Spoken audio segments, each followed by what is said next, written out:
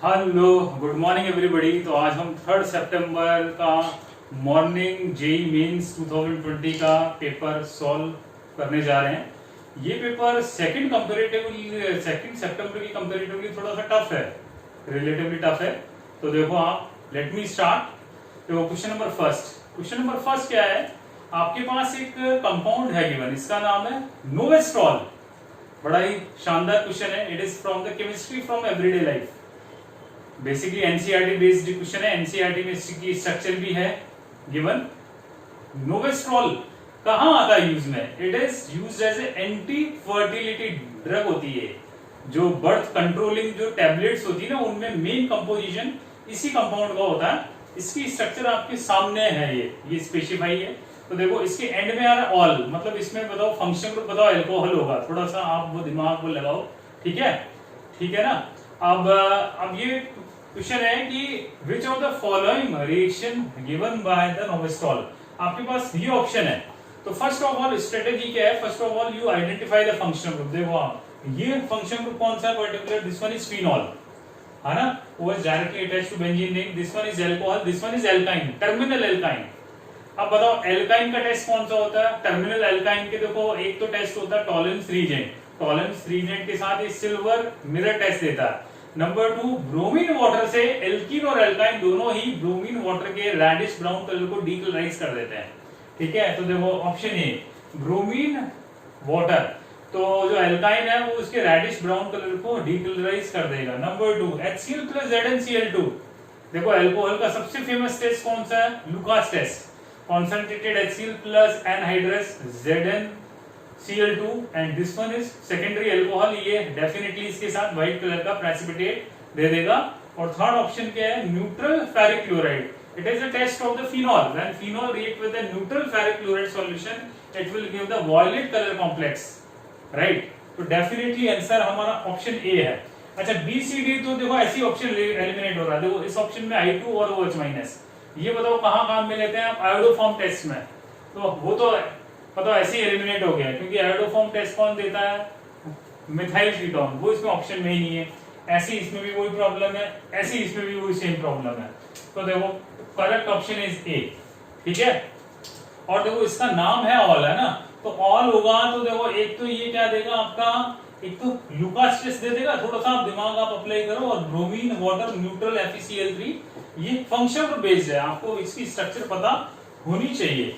जब तक आपको इसकी स्ट्रक्चर पता नहीं है ना, तो आप करेक्ट आंसर स्पेसिफिकली नहीं दे सकते, है ना। अच्छा आप ये सारे वीडियोस जो है जेई के सॉल्यूशन वाले सारे वो देखिए, क्योंकि ये आपकी एडवांस में भी हेल्प करेगा, प्लस जो नीट एस्पिरेंट्स हैं उनके लिए भी ये बड़े हेल्पफुल है वीडियोस, क्योंकि आपको आइडिया होगा, नए नए आपको फ्रेश क्वेश्चंस आपको मिलेंगे, है ना। अब देखो क्वेश्चन नंबर 2 देखो आप। क्वेश्चन नंबर 2 क्या है कि आपके पास पूछा गया है कि स्ट्रॉन्गेस्ट एसिडिक हाइड्रोजन इनमें से कहां पे है, ये यहाँ पूछा गया है ना। आपके पास देखो ऑप्शन है यहाँ गिवन। ऑप्शन है देखो नंबर 1 ऑप्शन CH2COO80 और ये ऑप्शन बी में आपको दे रखा है प्रोपाइन। देखो ये है। ऑप्शन सी में हमारे पास दे रखा है CH2 साइनाइड, दो यहाँ साइनाइड है।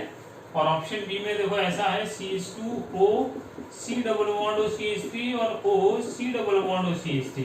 इस तरह की स्ट्रक्चर है यहाँ गिवन, है ना। तो हमें पूछा गया स्ट्रॉन्गेस्ट एसिडिक हाइड्रोजन या मोस्ट एसिडिक हाइड्रोजन इनमें से कहाँ है। तो देखो आप, बड़ा आसान है। It is from the acid base question, है ना। एसिड बेस का क्वेश्चन है GOC। जैसा मैंने आपको बताया एसिड बेस से एक क्वेश्चन तो कंफर्म आता ही है। अब बताओ एसिडिक स्ट्रेंथ कैसे चेक करते हैं? By the help of the stability of the anion और the stability of the conjugate base. So first of all you will draw the conjugate base, है ना।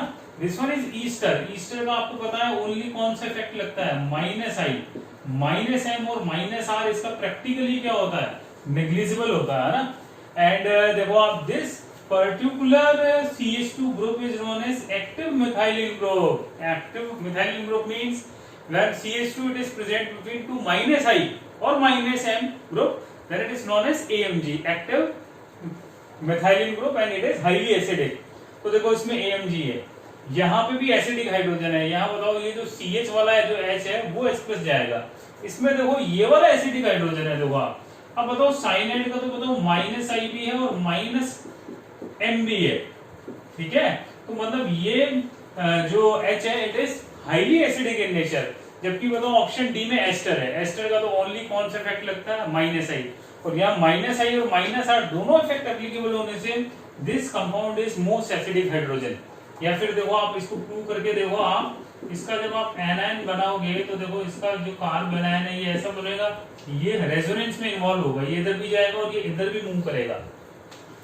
तो और साइनाइड को तो वैसे ही बड़ा स्ट्रॉन्ग -I इफेक्ट होता है, तो ये तो और ज्यादा एनायन को कॉन्जुगेट बेस को स्टेबल कर देगा, है ना। तो करेक्ट ऑप्शन इज सी, ठीक है। चलिए नेक्स्ट क्वेश्चन है, third question. It is from the nucleophilic substitution. ये बेसिकली SN1 और SN2 का क्वेश्चन है ना। तो देखो आपके पास एक रिएक्शन का सीक्वेंस है गिवन, उस रिएक्शन के सीक्वेंस को हम स्टडी करते हैं। देखो क्वेश्चन नंबर थर्ड, ये दे रखा है आपको RX और it will give the R positive और X नेगेटिव, और यहाँ न्यूक्लियोफाइल का अप्रोच हुआ, then it will give the RNU। So the problem is which statement are correct, है ना। इनमें से कौन सी स्टेटमेंट करेक्ट है, मैं यहाँ ऑप्शन नोट कर देता हूँ, नंबर 1, नंबर 2, नंबर 3, नंबर 4। तो देखो पहले तो आप ये आइडेंटिफाई करो, this reaction it is an example of, कौन सी रिएक्शन बताओ, ये SN1 है कि SN2 है। देखो इसमें कार्बोकेटायन प्रोड्यूस कर रखा है, कार्बोकेटायन प्रोड्यूस कर रहा है तो definitely this reaction is SN1, ठीक है। अब इसमें ऑप्शन देखते हैं। नंबर 1 की क्या है, polarity of solvent, polarity of solvent decrease when rate of reaction will increase. मतलब पोलैरिटी आप डिक्रीज करेंगे तो रेट ऑफ रिएक्शन इंक्रीज होगा, ये यहाँ बोलना चाह रहा है। Option number 2, strong nucleophile is more suitable for reaction. Option number B. Next, if the alkyl group is bulky, then carbocation becomes stable. Option 4th, racemization takes place during this reaction। ये option है आपके पास, ठीक है। अब देखो SN1 reaction है ना। अब देखो एक एक करके चेक करते हैं। पोलैरिटी ऑफ सॉल्वेंट, देखो आप SN1 के लिए बताओ बेस्ट सॉल्वेंट क्या होता है, water, and SN1 is also known as solubilisis, and if you will use the water as a solvent then it is known as hydrolysis। Water is the best solvent for the SN1, it is the best solvent for SN1। अब best solvent ये क्यों होता है, क्योंकि इसमें बनता है carbocation produce, है ना, फर्स्ट स्टेप में। तो जो पोलर प्रोटिक सॉल्वेंट है वो कार्बोकेटायन के फॉर्मेशन को इंड्यूस करेगा, वो कार्बोकेटायन इजीली फॉर्म हो जाएगा, नंबर 1। नंबर 2, वाटर की जो पोलैरिटी है वो बहुत ज्यादा है, डाइलेक्ट्रिक कांस्टेंट बहुत ज्यादा है, तो जितनी ज्यादा पोलैरिटी एनहांस करोगे SN1 का रेट इंक्रीज होगा। It means definitely this option is incorrect या correct.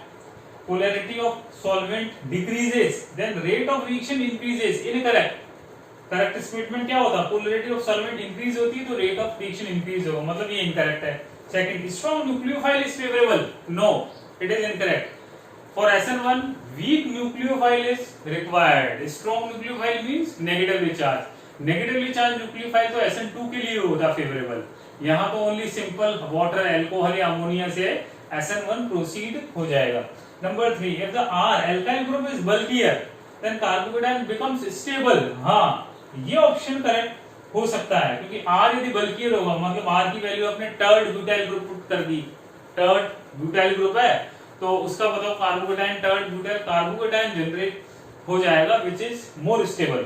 And racemisation takes place, definitely it is also correct, क्योंकि यहाँ कार्बोकेटायन प्रोड्यूस होगा तो it is the planar shape होगा, तो front side and back side both attack will takes place racemisation, it means R plus S mixture will be obtained. तो दो option correct है, 3 और 4। तो जो ऑप्शन थे ना उसमें ऐसा था ऑप्शन, उसमें एक ऑप्शन ये था थर्ड एंड फोर्थ। अच्छा प्लीज ध्यान में आप रखना, these are memory based questions, इसमें कुछ इनकरेक्ट भी हो सकता है ना, क्योंकि ये तो स्टूडेंट के फीडबैक के थ्रू हमारे पास क्वेश्चंस आए हैं ना, ठीक है। चलिए नेक्स्ट क्वेश्चन हम मूव करते हैं। तो बेसिकली ये क्वेश्चन है आपका एनएसआर न्यूक्लियोफिलिक सब्स्टिट्यूशन से, और एग्जामिनर चेक करना चाह रहा है कि आपकी SN1 और SN2 की अंडरस्टैंडिंग है ना, कि आपको, क्योंकि SN1 और SN2 देखो बहुत ज्यादा ऑर्गेनिक में इस्तेमाल होने वाली है रिएक्शन, है ना। चलिए नेक्स्ट क्वेश्चन हम करते हैं move, question number 4। Question number 4 क्या है, विच of the following product will not show Geldal test in given reaction। Very good question. देखो आप, जेल्डाल टेस्ट है ये, देखो आप जेल्डाल टेस्ट है जो आप क्वालिटेटिव और क्वांटिटेटिव एस्टिमेशन करते हैं उसका बेसिकली टेस्ट है ना। इस क्वेश्चन में क्या है, 4 रिएक्शंस गिवन है, आपको ये देखना है कि कौन सी रिएक्शन में जो प्रोडक्ट है वो जेल्डाल टेस्ट नहीं देगा, है ना, नहीं परफॉर्म करेगा। पहले तो हम ऑप्शन ड्रॉ कर लेते हैं। Number option, benzene cyanobenzene, it will react with the lithium aluminium hydride. Number B option is aniline react with the sodium nitrite NaNO2 in presence of HCl। Number C option is benzyl cyanide। Benzyl group से cyanide attached है, it will react with the stannous chloride in presence of HCl। And final option is benzocyanide, benzene से directly cyanide attached in presence of hydrogen and nickel. ये है आपके पास, ठीक है। तो पहले तो हम प्रोडक्ट इसका प्रोड्यूस करते हैं। देखो साइनाइड, लिथियम एल्यूमिनियम हाइड्राइड, ये है स्ट्रॉन्ग रिड्यूसिंग एजेंट है, ये साइनाइड को कर देगा रिड्यूस। साइनाइड बताओ रिड्यूस होकर के क्या बनाता है, it will produce the primary amine, ये बनाएगा primary amine as a major product, ठीक है। रिडक्शन रिएक्शन है, जैसे लिथियम एल्यूमिनियम हाइड्राइड की मैकेनिज्म के दौरान क्या होता है, पहले हाइड्राइड ऐड होता है, फिर उसके बाद प्रोटोनेशन होता है। Aniline, this one is डायजोटाइजेशन reaction, famous reaction. और एनिलिन का डायजोटाइजेशन पे you got the benzene diazonium salt, तो आप प्रोडक्ट प्रोड्यूस कर लो। फिर देखो ये साइनाइड, ये स्टैनस क्लोराइड और HCl, बताओ ये कौन सी रिएक्शन है, आपको स्ट्राइक किया, this one is Stephen reaction. और स्टीफन रिएक्शन में क्या होता है, साइनाइड चेंज होता है एल्डिहाइड में। तो देखो ये जो बेंजाइल जो यहाँ जुड़ जाएगा CH2CHO, यहाँ आ जाएगा एल्डिहाइड। फिर है साइनाइड को हाइड्रोजन और nickel it is a very strong catalyst, high temperature और प्रेशर पे साइनाइड हो जाएगा रिड्यूस, किसमें, प्राइमरी अमीन में। तो it will give the benzyl amine, ये benzyl amine as a major product बनाएगा। ये तो देखो प्रोडक्ट है। अब देखो जेल्डाल मेथड कौन शो नहीं करता, देखो आप देखो, एक तो डायजोनियम होता है तो वो जेल्डाल टेस्ट नहीं देता है, ठीक है। और दूसरी बात एल्डिहाइड, ये एल्डिहाइड भी ये टेस्ट नहीं देता है। अब क्वेश्चन आता है ये देता कौन है, ये देता वो है जो नाइट्रोजन कंटेनिंग कंपाउंड होते हैं। तो मतलब A और D, ये मतलब B और C तो ये टेस्ट नहीं दे रहे, जबकि A और D ये टेस्ट दे देंगे। Got it my point. तो इस तरह से क्वेश्चन सॉल्व होगा।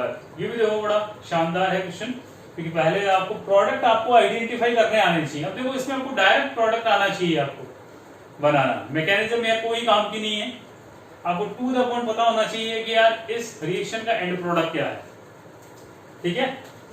और जेल्डाल मेथड तो है, जेल्डाल भी one of the favourite question of the IIT JEE और नीट है, क्योंकि मैंने जितने सालों से मैं टीचिंग कर रहा हूँ, मैं देखता रहता हूँ हर 1-2 सालों में क्वेश्चन आता ही रहता है ना, रिपीटेड क्वेश्चन है ये भी, है ना, राइट।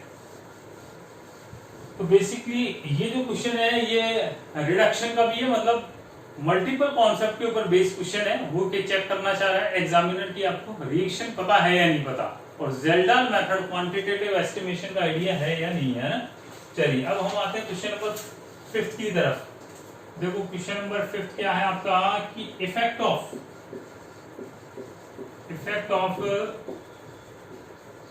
थर्मल पावर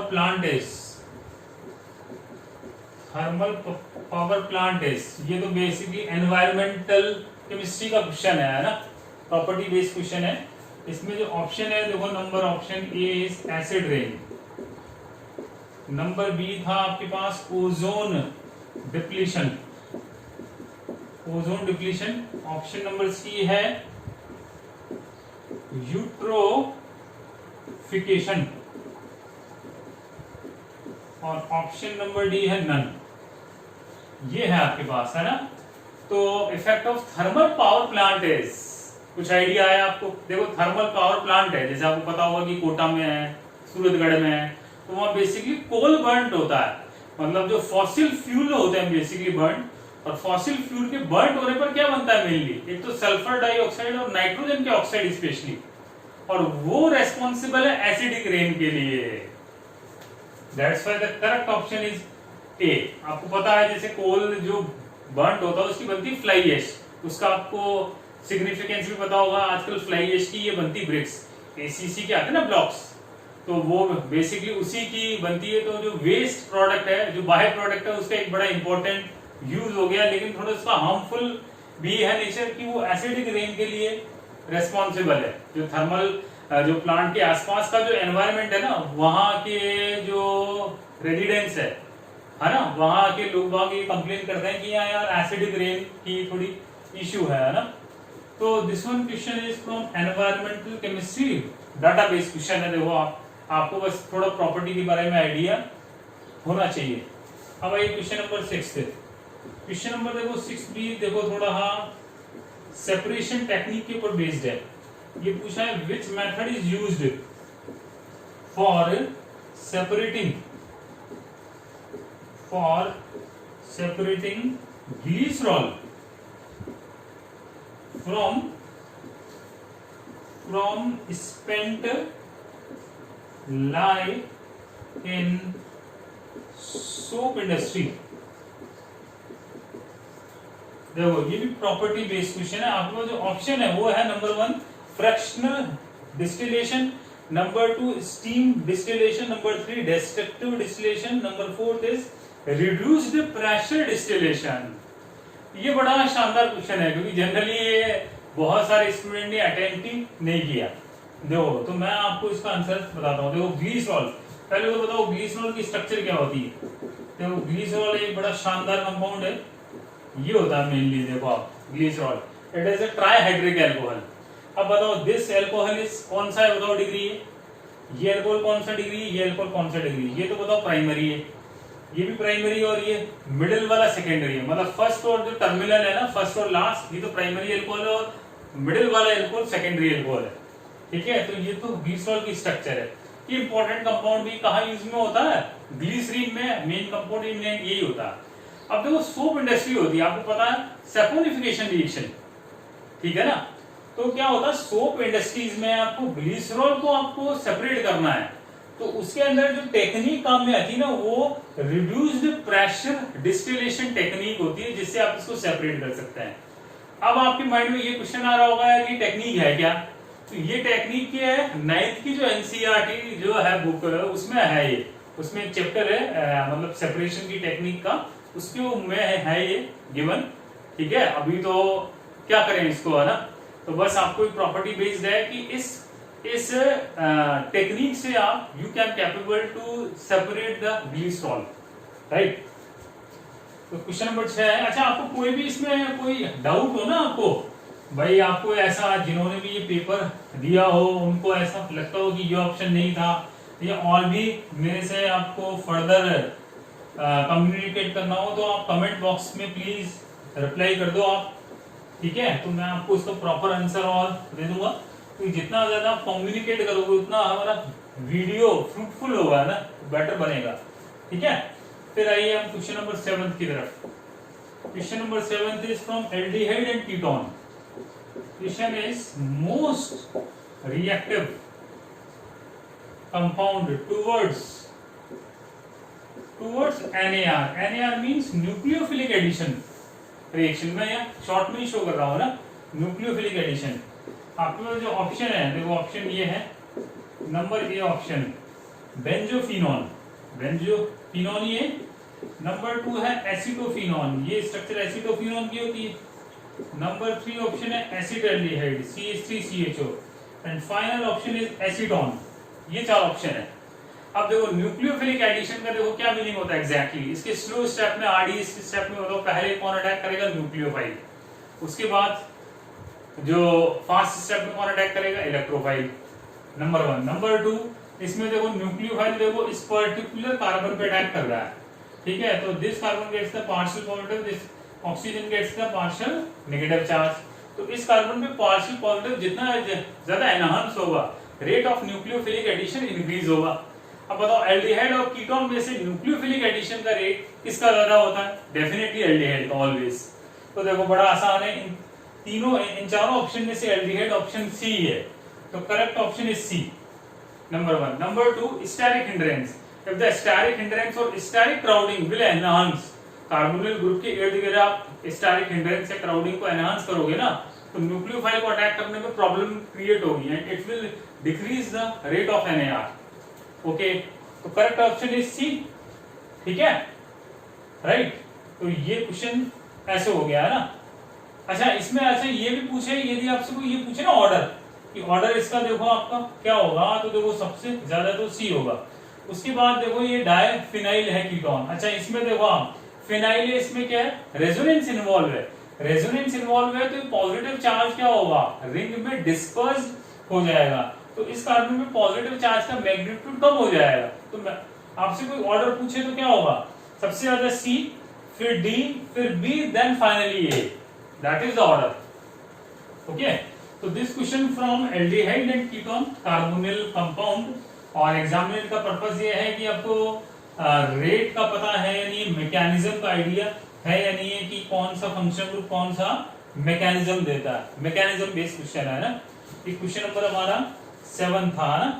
चलिए अब आते हैं क्वेश्चन नंबर 8 के ऊपर। ये देखो इंटीजर टाइप में क्वेश्चन है, it is from the alkene, single bond वाला एल्केन। देखो प्रॉब्लम क्या है, प्रॉब्लम है आपके पास एक स्मॉलेस्ट ऑप्टिकली एक्टिव एल्कीन है आपके पास, यहाँ जो क्वेश्चन में है गिवन। इसमें आपने इसका कैटालिटिक हाइड्रोजनेशन हुआ, H2 in presence of palladium, ये प्रोडक्ट बना, उसका आपने मोनोक्लोरिनेशन हुआ in presence of chlorine and ultraviolet light. तो क्वेश्चन पूछा गया है यहाँ, question problem is that how many monochlorinated product, how many monochlorinated products are formed including stereoisomer, stereoisomer को इंक्लूड करते हुए, ये बताना आपको, ठीक है। तो बेसिकली एल्कीन का क्वेश्चन है, इसमें स्टीरियोकेमिस्ट्री का भी फ्लेवर है। एग्जामिनर का पर्पस क्या है कि आपको स्टीरियोकेमिस्ट्री पता है या नहीं पता, नंबर 1। नंबर 2 आपको मोनोक्लोरिनेशन आइडिया है या नहीं है, और नंबर 3 आपको स्टीरियोआइसोमर काउंट करने आते हैं या नहीं आते। तो एक प्रॉब्लम में इतने ज्यादा कॉन्सेप्ट आ गया है ना। तो देखो आप पहले तो स्मॉलेस्ट ऑप्टिकली एक्टिव एल्कीन बताओ, ये कैसे आप ड्रॉ करोगे। देखो सिंपल सा है इसका तरीका, बड़ा आसान सा तरीका एक्सप्लेन कर रहा हूं आपको। एक ऐसी एल्कीन ड्रॉ करनी है जिसमें सिंगल कायरल सेंटर हो, सिंगल कायरल कार्बन हो, क्योंकि एज वी नो कि सिंगल कायरल कार्बन होगा then compound is always optically active, ठीक है। और एल्कीन है मतलब एल्कीन वो जिसका जनरल फॉर्मूला क्या हो, CnH2n, ठीक है। तो देखो आप ये यहाँ पे मैंने देखो ये मेरे को कायरल सेंटर मैंने बनाना है। तो देखो एक कार्बन से मैंने हाइड्रोजन जोड़ दिया, मिथाइल जोड़ दिया, यहाँ पे हमने जोड़ दी इथाइल, और यहाँ यदि मेरे को इसको कायरल बनाना है तो मैंने यहाँ विनाइल ग्रुप अटैच कर दिया, क्योंकि बात चल रही है एल्कीन की। तो देखो आप नोटिस कर लो, हाइड्रोजन, मिथाइल, इथाइल और विनाइल, चारों ग्रुप डिफरेंट हो गए, मतलब ये स्मॉलेस्ट ऑप्टिकली एक्टिव है, इसका मॉलिक्यूलर वेट मिनिमम है। Got it my point. चलिए अब आइए आप, इसका कैटालिटिक हाइड्रोजनेशन हुआ, तो बताओ ये डबल बॉन्ड हो जाएगा रिड्यूस, किसमें हो जाएगा, सिंगल बॉन्ड में। तो ये दोनों तरफ क्या आ जाएगा, इथाइल, ठीक है। तो दोनों तरफ इथाइल आया, तो देखो ये स्ट्रक्चर मैंने बना दी ऐसी, यही तो होगी, बनेगी। देखो आप एक this carbon directly attach to the one methyl and two ethyl, तो आपको ये प्रोडक्ट मिल जाएगा। अब इसका आपने क्या करवाया, मोनोक्लोरिनेशन। ओके, अब देखो एल्केन की बताओ मेन रिएक्शन कौन सी होती है। Alkane is known as paraffin, at room temperature it is not capable to react. तो व्हेन आप जब इसको हाई टेम्परेचर पे या अल्ट्रावायलेट लाइट में हीट करोगे तो ये मोनोक्लोरिनेशन देगा। तो देखो आप इसको सॉल्व करते हैं, देखो ये है आपका क्लोरीन और ultraviolet light, monochlorination will takes place. अब देखो ये रिएक्शन का मैकेनिज्म क्या होगा बताओ आप, बता सकते हो आप। This reaction is free radical substitution, ये फ्री रेडिकल सब्स्टिट्यूशन का एग्जांपल है। फ्री रेडिकल सब्स्टिट्यूशन या शॉर्ट में क्या बोलते हैं आप, ये बोलते हैं FSR, यही तो है ये, ठीक है। तो अब एक एल्केन का एक हाइड्रोजन Cl से रिप्लेस होगा। अब यहाँ पहले तो प्रोडक्ट फॉर्म कर लेते हैं। अब देखो एक तो क्या मेथड है इसका, ड्रॉ एंड चेक। दूसरा ये ऐसे ही सॉल्व हो रहा है। देखो आप नंबर 1 प्रोडक्ट ये, इस H को Cl से रिप्लेस करूं चाहे इसको करूं रिप्लेस, बात एक ही है। इसको करूं चाहे इसको करूं, बात एक ही है। ये 1 ये 2, इसको करूं वो बात अलग है, क्योंकि यहाँ बनेगा 3 डिग्री। तो 1 2 3 प्रोडक्ट तो यहाँ बन गया और चौथा प्रोडक्ट यहाँ बनेगा, ये भी डिफरेंट है क्योंकि ये मिथाइल है। तो ये तो है एक्सक्लूडिंग स्टीरियोइसोमर, ठीक है। तो पहले तो हम इन चारों को हम ड्रॉ कर लेते हैं। देखो आप देखिए ये तो आया फर्स्ट, ओके, ये आया हमारा सेकंड नंबर, यहाँ Cl, फिर ये आया नंबर 3 और ये आया हमारा, देखो एक यहाँ जोड़ दिया, एक यहाँ जोड़ दिया और एक हम यहाँ पे Cl अटैच कर दें। यही तो है मतलब पॉसिबिलिटी, प्रोबेबिलिटी। यहाँ Cl जोड़ दिया, यहाँ जोड़ दिया, इस 3 डिग्री कार्बन पे अटैच कर दिया और एक कॉर्नर पे अटैच कर दिया, ठीक है। ये तो आंसर आ गया कि एक्सक्लूडिंग स्टीरियोइसोमर। अब इंक्लूडिंग देखते हैं। इंक्लूडिंग बताओ हम कैसे चेक करें। इसमें आप कायरल सेंटर चेक करो। देखो आप इसमें कायरल सेंटर, ये कायरल कार्बन कितना आया, सिंगल है, ठीक है। पहले तो कायरल सेंटर देख लेते हैं। अब सिंगल कायरल सेंटर है तो बताओ टेल मी द स्टीरियोइसोमर। स्टीरियोइसोमर आएंगे 2, R+S, रेक्टस प्लस सिनिस्टर, या फिर आप बोल दो डेक्स्ट्रो प्लस लीवो। अब ऐसे इसमें आइए, इसमें तो कायरल सेंटर या कायरल कार्बन कितने हैं, इसमें 2 है, सिमेट्री एब्सेंट है इसमें, है ना। तो बताओ उसके टोटल स्टीरियोइसोमर कितने आएंगे, इसके आएंगे 4। कौन कौन से बताओ, कौन कौन से 4 स्टीरियोइसोमर आएंगे, RR, SS, RS और SR। और R और S क्या होगा बताओ, it is a pair of the enantiomer. ऐसे इसमें तो एनेंटियोमर के पेयर कितने हो जाएंगे, 2। कौन कौन से, एक तो RR, SS और एक RS और SR। फिर आइए इसमें बताओ कायरल सेंटर है क्या, नहीं है, तो ये तो बताओ एक ही काउंट होगा, सिंगल, है ना। क्योंकि देखो ये इथाइल तो क्या हो गया, आइडेंटिकल। इसमें आइए, इसमें है क्या बताओ आप, इसमें कायरल है क्या बताओ आप, इसमें भी कोई कायरल सेंटर नहीं है, तो ये भी एक ही काउंट होगा, है ना। तो करेक्ट आंसर 2 + 4 6 और ये 7 और 8 है 8। तो करेक्ट ऑप्शन इज 8। तो इंक्लूडिंग स्टीरियोइसोमर मोनोक्लोरिनेशन प्रोडक्ट इज 8, ठीक है।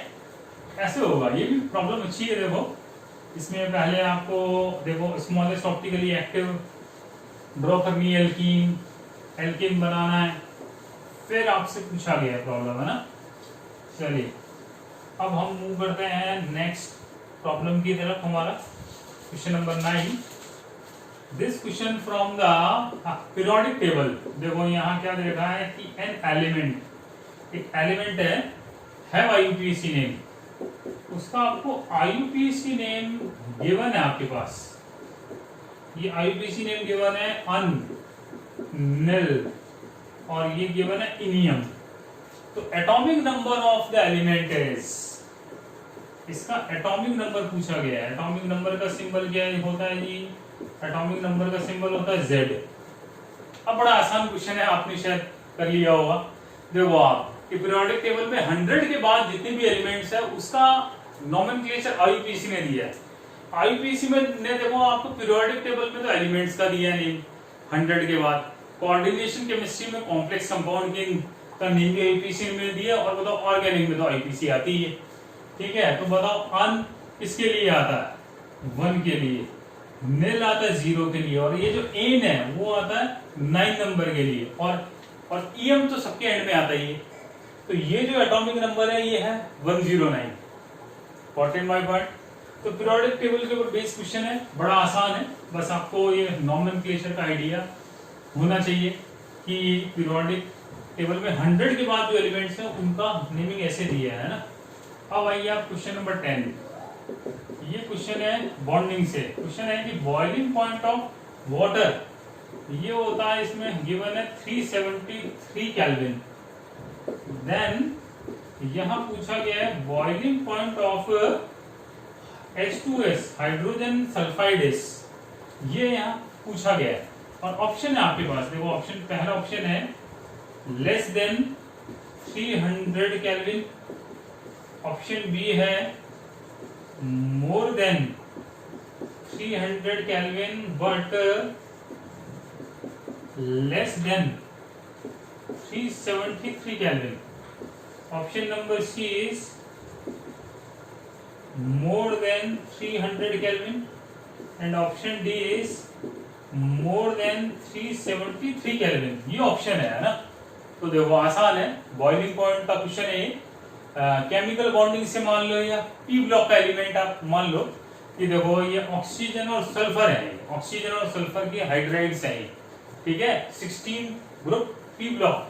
अब इसका हाइड्राइड आप क्या बनाओगे H2O, इसका हाइड्राइड क्या हो गया H2S। सब सिंपल है, बताओ हाइड्रोजन बॉन्डिंग वाटर में प्रेजेंट है, whereas in the H2S hydrogen bonding is absent.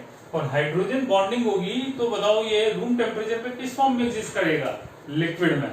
And as we know if the hydrogen bonding is present then the intermolecular attraction force increase, whereas in the hydrogen sulphide H2S hydrogen bonding is absent और H2S normally gas में exist करती है।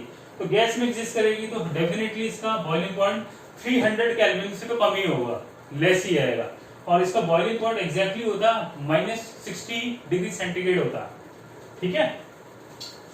तो ये तो basically property based question है, बस examiner check करना चाह रहा है कि यार आपको बॉइलिंग पॉइंट का फंडा पता है या नहीं पता, और हाइड्रोजन बॉन्डिंग के बारे में आइडिया है या नहीं है। क्योंकि हाइड्रोजन बॉन्डिंग मेनली देखो highly electronegative element specially form करते हैं। कौन कौन से? फ्लोरीन, ऑक्सीजन और nitrogen. Next question number 11 is, ये देखा है कि pyrophosphoric acid, pyrophosphoric acid contains, एक एसिड देगा pyrophosphoric acid, it contains, ठीक है। और कंटेन्स मतलब इसमें देखो कुछ ऑप्शन, मतलब ये देखा है कि फास्फोरस ऑक्सीजन डबल बॉन्ड कितना है, phosphorus single bond O, OH bond कितने हैं इंटीजर में, और POP बॉन्ड कितने हैं, ये पूछा गया है। तो देखो एग्जामिनर का पर्पस क्या है, पहली बात तो पी ब्लॉक का है, ठीक है। एग्जामिनर का पर्पस है कि आपको स्ट्रक्चर पता है या नहीं पता, देखो स्ट्रक्चर का खेल है। अब देखो आप थोड़ा बहुत आइडिया आपको लग रहा होगा कि pyrophosphoric acid it is obtained from the phosphoric acid. Phosphoric acid के दो मॉलिक्यूल को हीट कर दो तो जो स्ट्रक्चर जनरेट होगा वही पायरोफॉस्फोरिक एसिड है। तो देखो पहले तो हम फॉस्फोरिक एसिड की स्ट्रक्चर हम ड्रॉ कर लेते हैं यहाँ ना। देखो फॉस्फोरिक एसिड H3PO4, यही तो है। देखो ये H3PO4, ये पहली यूनिट ऑफ फर्स्ट यूनिट, ये इसकी हो गई सेकंड यूनिट। अब आप इसको हीट कर दो, आप हीट करोगे तो देखो डिहाइड्रेशन टेक्स प्लेस, इसका H2 एलिमिनेट हो गया, इसका H और इसका हाइड्रोक्साइड आयन है ना। तो water will remove, water remove होकर के जो स्ट्रक्चर जो बन रहा है वो आप स्ट्रक्चर ड्रॉ कर लो। देखो स्ट्रक्चर देखो ऐसा ही तो हो रहा है जनरेट, यही तो होगा बनेगा। और इसी का नाम क्या है? पायरो फॉस्फोरिक एसिड है। अब देखो यहाँ P डबल बॉन्ड और बॉन्ड तो बताओ कितने हैं, ये बॉन्ड तो है 1 और 2, ये तो हो गए 2 बॉन्ड। कॉटेन बाय बॉन्ड तेरा ये POH बॉन्ड, POH बॉन्ड कितने हैं? देखो ये फर्स्ट, ये सेकंड, ये थर्ड, ये फोर्थ, ये आ गया 4। और POP बॉन्ड कितना है? POP सिंगल बॉन्ड, ये है केवल 1 बॉन्ड, सिंगल बॉन्ड है। तो 2, 4 और 1, करेक्ट आंसर, डन, ठीक है, ओके। तो प्रॉपर्टी बेस्ड क्वेश्चन है बेसिकली। फिर आता है क्वेश्चन नंबर 12 के ऊपर हम करते हैं मूव, हाँ। देखो 12 नंबर क्वेश्चन क्या है यहाँ, ठीक है। मैंने नोट करे हुए क्वेश्चन है ना, कि भाई क्या क्या आए हैं। देखो आप, ये क्वेश्चन क्या गिवन है कि following can, which of the following can form buffer solution, इनमें से बफर सॉल्यूशन कौन फॉर्म करेगा। तो देखो इसमें जो चारों ऑप्शन है ना, बड़ा आसान है। देखो आपको बफर सॉल्यूशन पता होगा, वो वीक एसिड और वीक एसिड का स्ट्रॉन्ग बेस के साथ बना सॉल्ट, वो होता है बफर सॉल्यूशन। तो इसमें जो चार ऑप्शन थे ना, उसमें से एक ही ऑप्शन था जो इसको मैच कर रहा था। तो देखो इसमें जो ऑप्शन थे वो क्या था, नंबर 1 0.1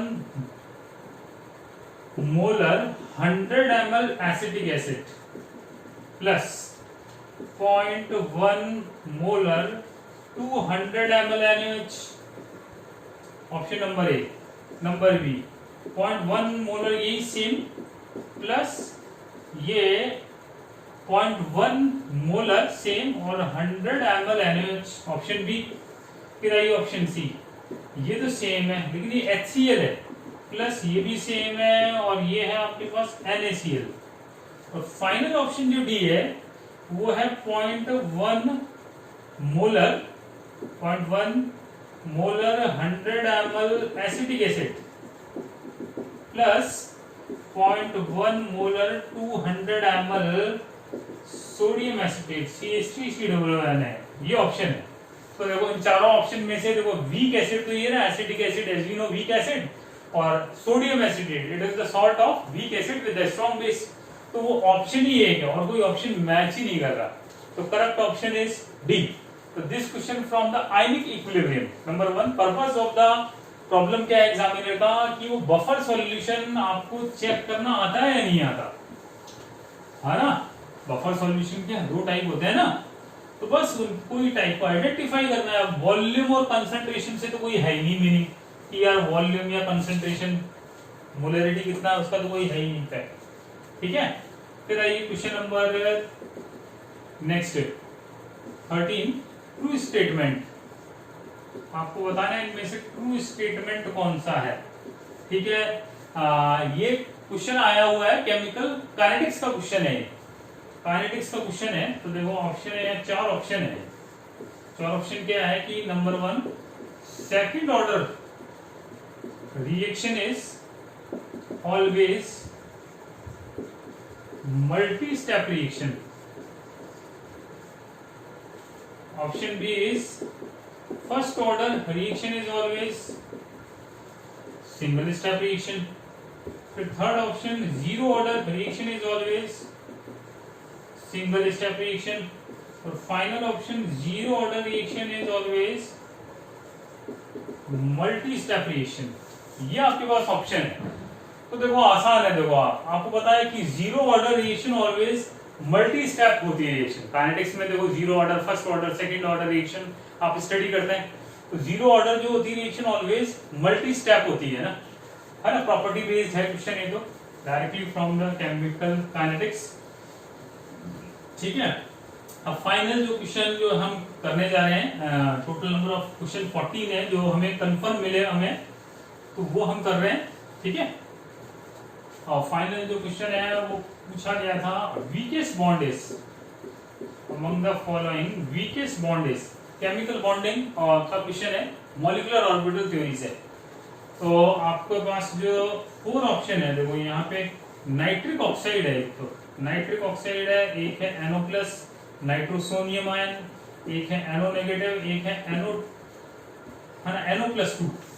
वीकेस्ट बॉन्ड पूछा है, बताओ इसको कैसे आप सॉल्व करोगे, इन चारों को क्या कैलकुलेट करोगे, बॉन्ड ऑर्डर। और बताओ बॉन्ड ऑर्डर जितनी ज्यादा होगी, bond order means number of bonds present between the two atoms, if the bond order will increase then the bond strength will also increase. So can I say that the bond strength it is directly proportional to the bond order, right? Can I say that the bond strength is directly proportional to the bond order? ठीक है, तो इन चारों की अब bond order check कर लो आप, जिसकी bond order minimum है वो भाई वीकेस्ट बॉन्ड है ना, तो मतलब जिसका बॉन्ड ऑर्डर मिनिमम होगा उसकी ही बॉन्ड स्ट्रेंथ क्या हो जाएगी, मिनिमम हो जाएगी, ठीक है। तो इस तरह से हमने ये 3 सितंबर मॉर्निंग में जो जितने प्रोबेबल क्वेश्चन आए थे, मतलब मेमोरी बेस्ड जितने भी मैक्सिमम क्वेश्चन आ सकते थे वो हमने डिस्कस कर लिए। और आपको आपने जिन्होंने भी टेस्ट दिया है वो आप प्लीज कमेंट करें, रिप्लाई करें कि कुछ ऑप्शन में चेंज है या आपको कैसा लगा वीडियो, और दोस्तों के साथ शेयर करें। Thank you so much again.